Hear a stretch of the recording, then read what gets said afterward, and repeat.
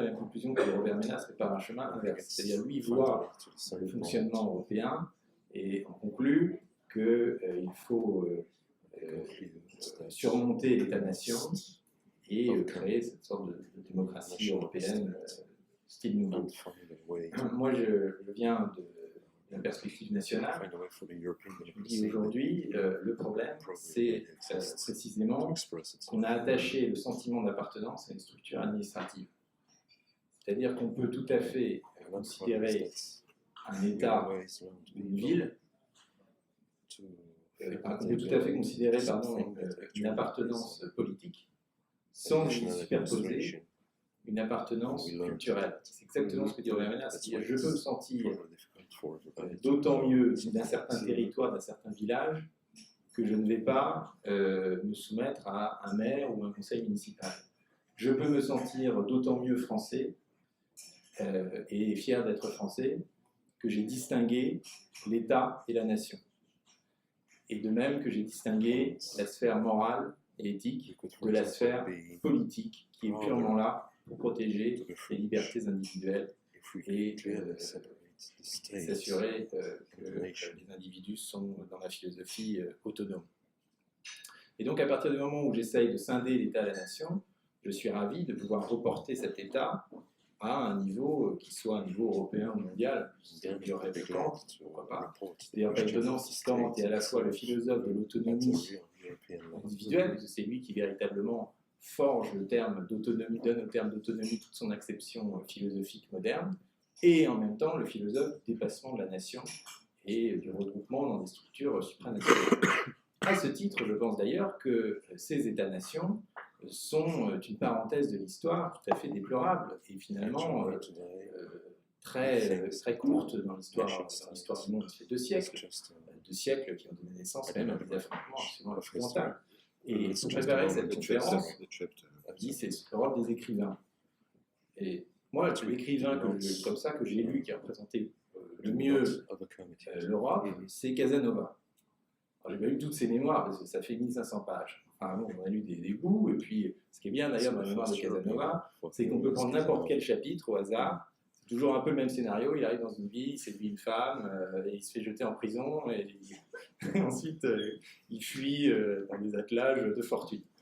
Et donc on arrive où on veut, c'est comme un feuilleton, c'est très drôle. Mais ce qui est absolument frappant chez Casanova, c'est qu'il parcourt toute l'Europe. Il va dans plus de 120 villes. Il parcourt 60 000 kilomètres dans sa vie. On ne se demande même pas quelle langue il parle, parce que tout le monde comprend toutes les langues à l'époque. Il fait un peu d'italien, un peu de français, un peu d'allemand, et ça marche. Quand il arrive dans une ville allemande, il rencontre un général autrichien, il se trouve avec une chanteuse italienne, et il finit à Saint-Pétersbourg. Et quand il parle de Constantinople, il appelle ça l'Europe. Et quand il compare les femmes, il dit la plus belle ou la plus séduisante d'Europe, cette petite route était la plus laide d'Europe, ce château était le plus magnifique d'Europe. Pour lui, l'Europe, c'est une évidence, il parcourt, il n'a même pas besoin, c'est déjà complètement les fameuses libertés de circulation des biens, des personnes et tout ça, c'est là, dans l'Europe du XVIIIe siècle. Et plus fort que ça, à un moment donné, il y avait une guerre entre le roi de France et les Autrichiens, comme d'habitude. Et il passe à côté, il dit tiens, on trouve des soldats, les champs de bataille, mais lui il s'en fiche, il passe d'un camp à l'autre.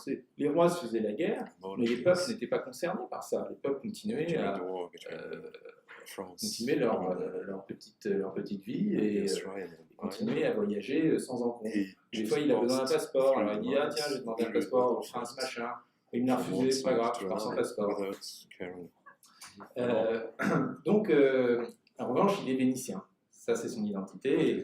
C'est comme par exemple l'identité locale, voilà, on peut rapprocher ça à ça. Et à la fin, il regrette énormément Venise, puisqu'il est banni de Venise, exclu de Venise après avoir été emprisonné pour un demeure. Et donc, il essaye de revenir désespérément.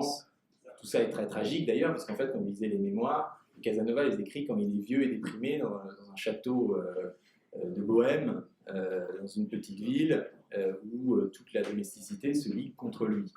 Donc c'est une mélancolie dans ces mémoires, c'est une parenthèse, enfin, qui fait partie de leur charme. En tout cas, là, on trouve finalement une Europe telle qu'on n'oserait même plus la rêver aujourd'hui.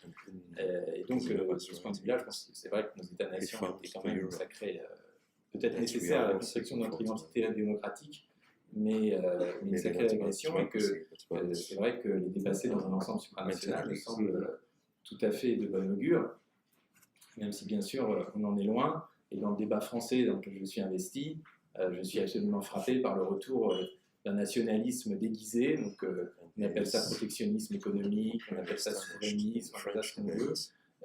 Mais c'est un peu, y compris à gauche, il y a pourtant une tradition internationaliste à une certaine époque.